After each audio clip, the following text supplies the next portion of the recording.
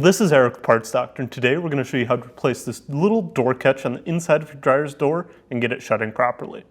These instructions apply to dryers made by Whirlpool, including Maytag, Amana, and more.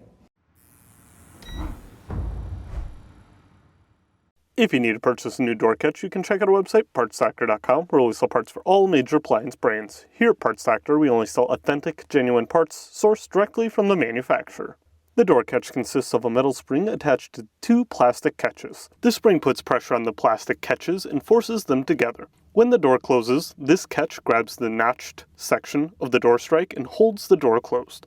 Over time, the spring may weaken or the plastic catches can break, which will cause the door not to stay shut. To access the door catch, first we'll open the dryer's door. Then remove these three screws using a T25 Torx bit. Lift the door catch cover to remove it. Next, reinstall the middle Torx screw here to hold the bracket in place when removing the door catch. Using a flathead screwdriver, insert the blade here in the gap between the top of the door catch and the bracket.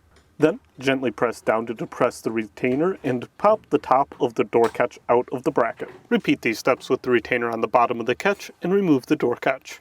Here is a side shot of the door catch so you can see the retaining tabs you are trying to depress. If you need to purchase a new door catch, you can check out our website, partsdoctor.com. We'll leave a link in the description below. You want to make sure that you are searching with the model number from the tag on your appliance to make sure you get the correct part. To install, align the door catch to the bracket inside the door and press it into place. Remove the center screw holding the bracket into place. Align the door catch cover to the bracket and reinstall the three T25 Torx screws.